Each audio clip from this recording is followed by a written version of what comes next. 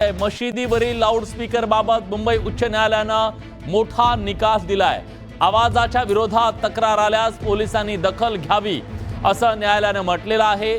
पहिल्यांदा समज द्या, दुसऱ्यांदा उल्लंघन केलं तर स्पीकर जप्त करा, अशा प्रकारच्या सूचना देण्यात आलेल्या आहेत। त्यामुळे गेल्या काही वर्षांमध्ये सातत्यानं जो मुद्दा राजकीय दृष्ट्या सुद्धा संवेदनशील बनलेला होता, राजकीय आंदोलनाचा मुद्दा बनलेला होता, मनसेने याबद्दलची आक्रमक भूमिका घेतलेली होती। अखेर न्यायालयाकडून सुद्धा याच्या संदर्भात महत्त्वाची भूमिका घेण्यात आलेली आहे। आवाजाच्या विरोधात तक्रार आली तर पोलिसांनी दखल घ्यावी असं न्यायालयानं सांगितलंय। पहिल्यांदा समज द्या असं कोर्टानं सूचित केलेलं आहे, त्यानंतर ऐकलं नाही तर दुसऱ्यांदा स्पीकर जप्त करा अशा सूचना न्यायालयानं दिलेल्या आहेत। प्रशांत बाग आपले प्रतिनिधी आपल्या सोबत आहेत, आपण थेट त्यांच्याकडे जाऊया। प्रशांत, न्यायालय या सगळ्या सुनावणीच्या दरम्यान निकाल देताना नेमकं काय म्हणालं? विलास, आपल्याला माहिती, खरं तर हा अत्यंत संवेदनशील मुद्दा म्हणून या केसकडे बघितलं होतं। विश्राम बेडेकर यांनी दाखल केलेली मुंबई उच्च न्यायालयात याचिका आणि त्या याचिकेवरची सुनावणी जरी आटोपली असली तरी त्याचा निकाल नेमका काय येतो याकडे सगळ्यांचं लक्ष होतं। आणखी मुंबई उच्च न्यायालयानं आज अत्यंत ऐतिहासिक निकाल दिलेला आहे। डेसिबल पातळीचे उल्लंघन आणि ध्वनी प्रदूषण मर्यादेबाबत विश्राम बेडेकर यांची तक्रार होती। अर्थातच ही स्पेसिफिक मशिदींच्या लाऊडस्पीकरवरनं होणारं ध्वनी प्रदूषण आणि डेसिबल पातळीचं उल्लंघन याचा स्पष्ट उल्लेख होता आणि याचमुळे याबाबत अत्यंत महत्वाची मार्गदर्शक तत्वे आजच्या निकालामध्ये मुंबई उच्च न्यायालयानं घालून दिलेली आहेत। प्रशांत, मी येतो तुमच्याकडे। प्रशांत, मी तुमच्याकडे येतो। संदीप देशपांडे आपल्या सोबत आहेत, मनसेचे नेते। संदीपजी, खरं तर तुम्ही या सगळ्या मुद्द्याच्या संदर्भात आक्रमक भूमिका घेतली होती मनसेनं।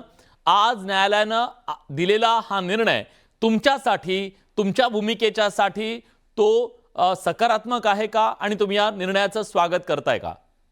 हा, निश्चितपणे स्वागत करतोय। मूळ मुद्दा असा आहे की आम्ही वारंवार हा निर्णय काय पहिल्यांदा हायकोर्टाचा आलेला नाहीये। याच्या आधी सुद्धा माननीय सर्वोच्च न्यायालयाने या संदर्भातले गाईडलाईन्स दिलेले आहेत, पण विषय असा आहे की शासनाने या गाईडलाईन्स पाळल्या पाहिजे। शासनाने याच्या संदर्भातलं काम केलं पाहिजे, ते शासन करत नाही आणि त्यामुळे हे सगळे प्रॉब्लेम निर्माण होतात। तर शासनाने निश्चितपणे आता ज्या हायकोर्टाच्या नवीन गाईडलाईन्स आलेल्या आहेत त्याचं पालन केलं पाहिजे।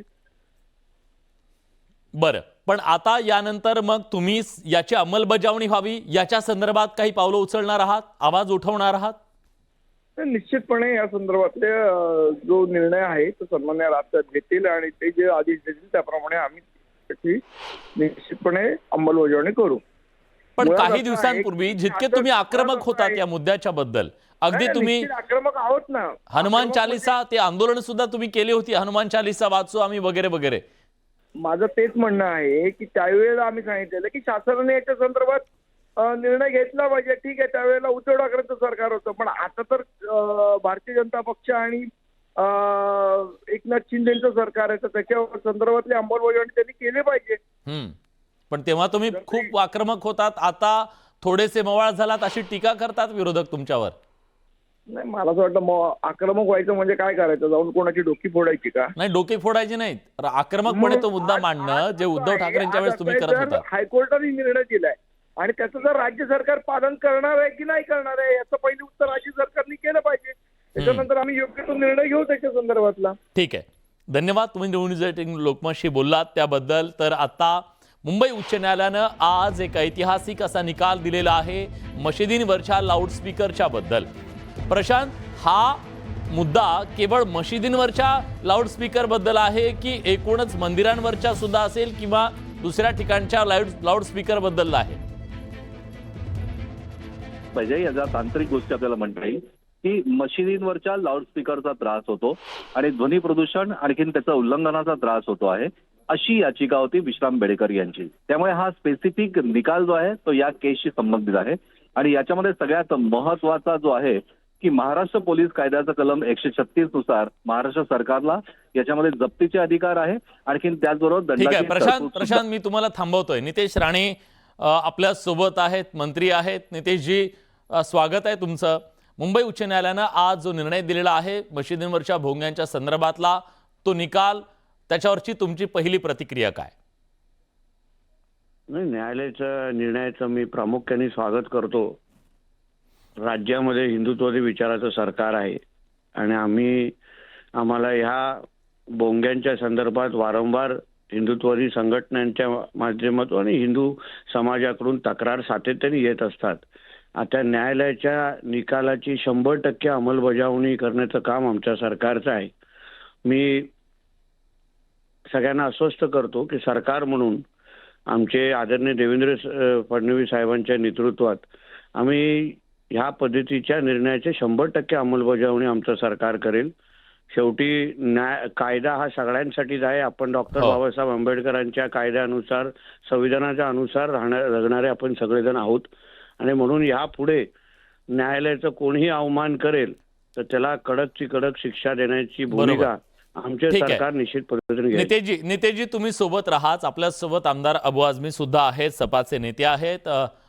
अबूजी, तुम्ही हा निकाल ऐकला असेल, निकालाबद्दल तुम्हाला माहिती मिळालेली असेल. तुम्ही या निकालावरची पहिली प्रतिक्रिया काय द्याल? तुम्ही स्वागत करताय निर्णयाचं? नहीं, मैं बिल्कुल स्वागत भी करता हूँ. मैं बिल्कुल ये ऐसा है कि यदि मस्जिद ही नहीं बाकी जितने भी लाउड स्पीकर चलते हैं, जहाँ भी अगर कानून का उल्लंघन हो रहा है तो सब पे कार्रवाई होना चाहिए. मस्जिद का नाम क्यों लेते हैं? मस्जिद के साथ आप हर जगह का नाम लीजिए, हर जगह का नाम. और आप जो अरब कंट्रीज में जाते हैं आप, तो वहाँ के लोग क्या मतलब उससे क्या बहुत बड़ा वॉल्यूम का पोल्यूशन होता है क्या? सब जगह मस्जिदें चलती है, दुनिया में पूरे लाउड स्पीकर पे हो रहा है. लेकिन ये सिर्फ मुसलमानों को जो है दबाने की कोशिश हो रही है. मेरा कहना है की नितेशजी, तुम्ही ऐकलं ते म्हणतायत की फक्त काय मशिदींवरच्या लाऊडस्पीकरनं प्रदूषण होतं का? मग मंदिरांवरच्या होत ना, मंदिरावरचा शब्द वापरला पण त्यांचा निर्देश तिकडेच आहे. बोलतोय या काही जिहादी मानसिकतेचे मुसलमान जे आमच्या देशामध्ये राहतात त्यांना डॉक्टर बाबासाहेब आंबेडकरांचं संविधानच मान्य नाही. त्यांना या देशामध्ये शरिया कायदा लागू करायचा आहे आणि त्यामुळे जे कायदे जे नियम अन्य धर्मीय पाळतात, हिंदू समाज पाळतो, तर ह्यांना पाळायचंच नाही. आता मला एक घटना अशी दाखवा जिथे हिंदू समाजाने अशा पद्धतीची अरेरावीची भूमिका घेतलेली आहे. आमचे नवरात्री असो, गणेश चतुर्थी असो, आम्हाला 10 वाजतेची अगर आम्हाला डेडलाईन टाकली गेलेली आहे. सगळ्याचे सगळे पाळणाऱ्यापैकी हिंदू समाज आहे. अबू आझमीजी बोला. मी उत्तर घेतो. नितेशजी मी उत्तर घेतो. हा अबू आझमी बोला. हाँ बोलिए. देखिए ऐसा है हाँ कि ये सिर्फ और सिर्फ इस देश में हर मस्जिद के नीचे मंदिर नजर आ रही है. गाय के लिए मुसलमानों को मारा जा रहा है. मुसलमानों को नाही, ते बाकी सगळं असलं तरी न्यायालयाचा निर्णय तुम्ही मान्य करणार आहेत की नाही आहेत? जर प्रदूषण होतं, कोणाला त्रास होतोय, न्यायालय म्हणतंय एकदा समज द्या. प्लीज अबूजी बोला. देश को बर्बाद करने का रास्ता है. क्या हिंदू मुस्लिम लगा रखा है? ये कोई तरीका नहीं है हिंदू मुस्लिम करने का. इस देश में हिंदू हर जात हर धर्म के लोगों का स्वागत होना चाहिए. हर घर पर चलने का कानून है, उसका अलाव होना चाहिए. ये लोग जो है मेजोरिटी में रह करके माइनॉरिटी के साथ इस तरह का व्यवहार करना मैं समझता हूँ ये बहुत बड़ा जुल्म है, कानून का उल्लंघन है. पण आझमीजी मुद्दा हा आहे, नितेश राणेंनी ही मागणी केली असती तर आपण त्याच्याबद्दल चर्चा करू शकलो असतो. कायद्याच्या कसोटीवर न्यायालयानं सगळी बाजू ऐकून घेतल्यानंतर हा निर्णय दिल्यानंतर त्याला आक्षेप घेण्याचं कारण काय? न्यायालय कायदा मानतो ना आपण. पार्लियामेंट में कानून बन गया कि 19 तो मैं फिर क्या सर जाके अच्छा तो चलो हम इसी लगाते हैं. 1947 में जो भी प्लेस ऑफ वर्शिप था जैसे का वैसे क्यों इसके अंदर इंटरफेरेंस किया जा रहा है? ये रोज तो कानून का उल्लंघन तो ये लोग खुद कर रहे हैं ना. पण लाऊड नितेशजी तुम्ही त्यांचं म्हणणं ऐकलं, पटतंय तुम्हाला ते? ना पहिल्या दिवसापासून आम्ही ह्याच तर भूमिकेचे विरोध करतो ना. सर्व धर्म समभाव म्हणायचं. माझं म्हणणं आहे की तुम्हाला तुमच्या मस्जिदीमध्ये तुम्हाला प्रार्थना करायची, नमाज पढायचं, ह्याला कोणी थांबवण्याचा कोणाला अधिकार नाही. पण त्यासाठी तुम्हाला ते जे काही तुम्ही लाऊडस्पीकर सकाळी अजानला लावता, 5 वाजता लावणार आणि लोकांना ह्या निमित्ताने उठवणार, तुम्हाला तुमची प्रार्थना करायची तुमच्या घरात करा, तुमच्या मस्जिदी करा. त्यासाठी लाऊडस्पीकर लावण्याची, जोरजोरात लाऊडस्पीकर लावण्याची गरजच नाही ना. या आणि हिंदू काही महाआरती करत नाही का? आणि मग का आम्ही जोरजोरात लाऊडस्पीकर लावलं तर ह्या लोकांना आवडणार का? भूमिका हिंदू मुसलमानाची नाही आहे. मुद्दा हाच आहे की बाबा जो कायदा हिंदूंना लागतो तोच कायदा मुसलमानांना लागला पाहिजे आणि त्यांनीही पालन करायला पाहिजे. ठीक आहे. मग आवाज म्हणजे मुस्लिमांना वेगळा कायदा करा असं तुमचं म्हणणं आहे का? काय एक साल के अंदर हाँ मस्जिद में अजान में कितने मिनट लाउड स्पीकर चलता है और दूसरे धर्म का लाउड स्पीकर एक साल में कितना बजता है, एक बार आप इसका निकाल लो, आपको मालूम हो जाएगा कि मस्जिद में अजान में बहुत थोड़े टाइम लाउड स्पीकर चलता है और दूसरी जगहों पर लाउड स्पीकर रात भर बजता है। आप जाओ, मैं एक पूरी फुल नाइट मैं आपको दिखा दूं कि लाउड स्पीकर चलता है, परंतु कोई मुसलमान कभी भी ऑब्जेक्शन लेता नहीं, क्योंकि मुसलमान चाहता है कि हर धर्म के लोग अपना अपना काम करें। कभी भी हिंदू धर्म के खिलाफ मुसलमान खड़ा नहीं होता है, परंतु ये लोग जो है ना राजनीति में सिर्फ मुस्लिमांनी मुसलमानों तक्रार को करायची काय गरज आहे? बदनाम करने के लिए पोलीस काम कर रहे येऊन लगेच जप्त करतात ना ते लाऊडस्पीकर सगळं, रात्री 10 नंतर चालू असेल तर. अबू आझमीजी, हैं। क्या पोलीस स्वतःच कारवाई करतात ना, कोणी तक्रार करायची काय गरज आहे? तुम्ही लावून आता इथं कुठं लावला तर लगेच पोलीस येतात, 10 वाजल्यानंतर लाऊडस्पीकर लावला तर. आपले नेते सभा बंद करतात. आता बघा 2 मेळावे 10च्या आधी बंद करतील ते. कायदा सगळ्यांसाठी सारखा आहे ना, असं काय म्हणतात तुम्ही? नहीं ये सब जो है बिल्कुल जो है पुलिस जो है सरकार जो कहती है वही करती है, पुलिस अपनी मनमानी करती है, बिल्कुल गलत हो रहा है। कायद्याचं पालन कुणी करायचं मग? तो ये बिल्कुल कानून का पालन बिल्कुल नहीं हो रहा है। ये सब जो है सिर्फ और सिर्फ इनको राजनीति में ऐसा लग गया कि मुसलमानों के खिलाफ जितना बोलेंगे, जितना एक्शन करेंगे, उतना उनको सत्ता में रहने का हक मिलेगा। ये इनको लग चुका है और कुछ नहीं है। नेतेजी ते म्हणतात की केवळ मुस्लिमांना टार्गेट करण्यासाठी हे सगळं सुरू आहे. मी एक मुळात सांगू का, हा. माझा मुद्दा एवढाच, आता न्यायालयाचा निर्णय आलेला आहे, आता अंमलबजावणी आमचं सरकार करणार. हे अशा पद्धतीचं बडबडून आता काही उपयोग होणार नाही.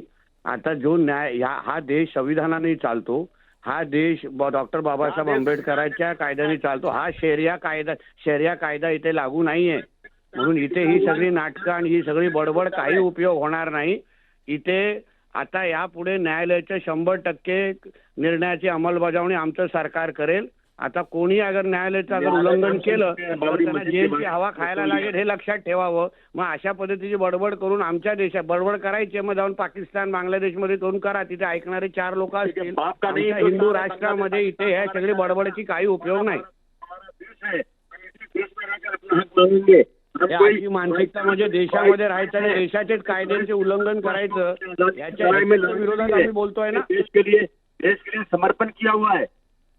नाही अबू आझमीजी, मी फक्त एक प्रश्न तुम्हाला विचारतो. जेव्हा या कायद्याची अंमलबजावणी होईल तेव्हा ते स्पीकर कुठं आहे, मशिदीवर आहे की मंदिरावर आहे, हे महत्वाचं नाहीये ना. त्याचा त्रास लोकांना होतो तर लोक त्याची तक्रार करतील आणि त्याचं पालन सगळ्यांना करावं लागेल. मग ती मंदिर असो की मस्जिद असो किंवा आणखी काही असो किंवा सभेतलं भाषण असो. खड़े हो सब छोड़ करके तुमको लाउड स्पीकर की पड़ी हुई है कि लाउड स्पीकर गंदगी पॉल्यूशन बढ़ते जा रहा है मुंबई में. आओ शिवाजी नगर में एसएमएस कंपनी से लोग मर रहे हैं, टीपी बढ़ता जा रहा है, इसमें ध्यान नहीं है. खाली बस पोल्यूशन दिख रहा है तुमको लाउड स्पीकर का. ये तो फालतूगिरी है. ठीक आहे, धन्यवाद. तुम्ही न्यूज 18 लोकमतशी बोललात त्याबद्दल. तर ह्या 2 बाजू होत्या या निर्णयाच्या नंतरच्या. एका बाजूला हिंदुत्वाची भूमिका, दुसऱ्या बाजूला मुस्लिम धर्मियांची भूमिका. पण मुळात या सगळ्यात त्रास हा सामान्य नागरिकांना होतो. कायद्याचं पालन आपण सगळ्यांनी करायला काय हरकत आहे? आणि हा कायदा कुणा एका धर्मियासाठी असू शकत नाही. तो कायदा प्रत्येकासाठी आहे आणि प्रत्येकानं त्याचं पालन करणं आपल्या सगळ्यांचं कर्तव्य आहे. न्यायालयानं दिलेला हा निर्णय हे समजून घेणं सुद्धा तितकंच गरजेचं आहे. धन्यवाद. तुम्ही न्यूज 18 लोकमतशी बोललात त्याबद्दल.